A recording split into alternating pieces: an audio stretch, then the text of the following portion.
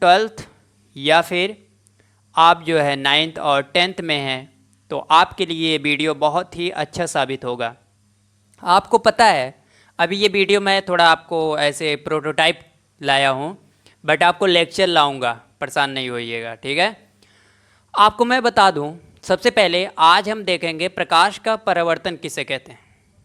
क्या आप जानते हैं? इसके पहले जानते थे प्रकाश का परावर्तन किसे कहते हैं? नहीं जानते हैं तो घबराने की कोई बात नहीं।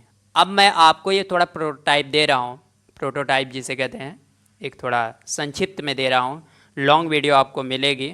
मैं आपको ये बता दूं कि जो हमारा प्रकाश का परावर्तन होता है, आप लोग देखते हैं ना, जब आप लोग देखते हैं एक चीज़, आइए हम व्यवहारिक रूप से पहले देखते हैं फिर उसमें देखते हैं।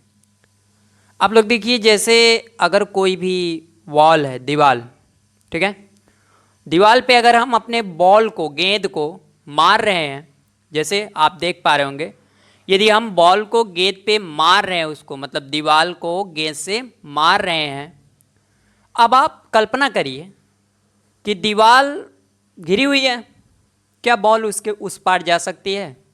नहीं जा सकती। क्यों?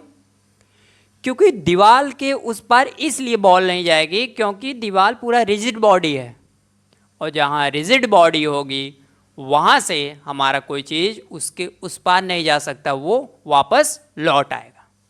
अब आप सोचिए, अगर दीवार के उस पार उस तरफ हमारी बॉल नहीं जा रही है तो बताइए कि बॉल जाएगी कहाँ?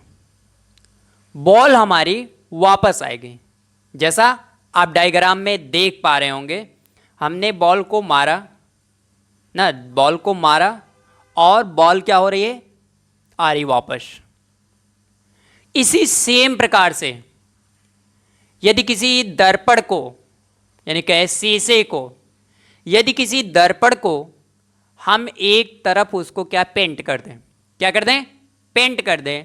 यदि हम किसी दर्पण को एक तरफ पेंट कर दें और पेंट करने के बाद उस पर हम क्या करें? प्रकाश डालें। क्या डालें? प्रकाश डालें। जैसे दीवार से गेंद वापस आ रही थी वैसे सेम प्रकाश क्या करेगा? उस दर्पण से क्या होगा? टकरा करके वापस जाएगा। जैसे आप देख पा रहे होंगे, लाइट आ रही है, किरणें आ रही हैं और टकराने के बाद वापस लौट रही हैं।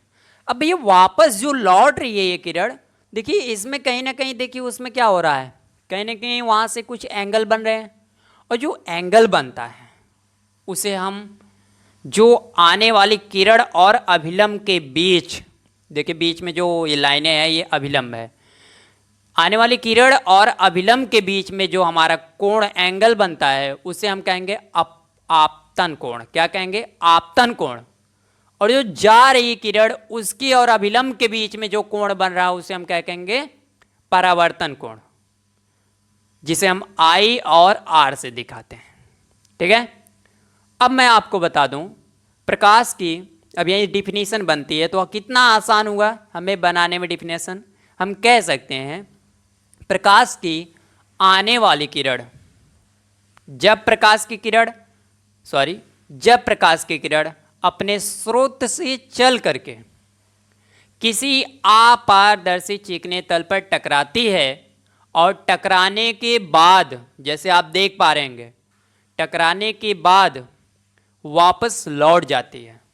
वापस लौटने की ही घटना को प्रकाश का क्या कहते हैं? परावर्तन कहते हैं। इसके दो नियम हैं। क्या नियम है? पहला नियम क्या है? आपतन कोण और परावर्तन कोण। जैसे मैंने बताया कि अभिलंब और आपतित किरण के बीच में जो कोण बनेगा उसे आपतन कोण कहेंगे, और अभिलंब और परावर्तित कोण के बीच में जो बन रहा है उसे क्या कहेंगे? परावर्तित कोण कहेंगे। आपतन कोण तथा परावर्तन कोण एक दूसरे के सदैव क्या होते हैं? बराबर होते हैं। ठीक है। अगला क्या है? आपतित किरण और परावर्तित किरण और अभिलंब तीनों एक ही तल पर और एक ही बिंदु पर स्थित होते हैं। तो आप समझ पा रहे होंगे, जैसे ये दिखाया जा रहा है, तीनों देखिए एक ही तल पे और एक ही बिंदु पे हैं। अब आपको क्या समझ में नहीं आया? प्रकाश का परावर्तन किसे कहते हैं? आ गया होगा। यदि आ गया है तो कोई बात नहीं, अच्छी बात है। मैं आपको अब लॉन्ग वीडियो लेके आऊँगा, थोड़ी दिन वेट करिए और आपका नया सत्र 2026 और 27 का मैं स्टार्ट कर दूँगा। तो कोई देरी ना करिए, अभी हमारा थोड़ा सेटअप क्या है दिक्कत में है, तो जब सेटअप मैं बना लूँगा तो आपको प्रॉपर क्लास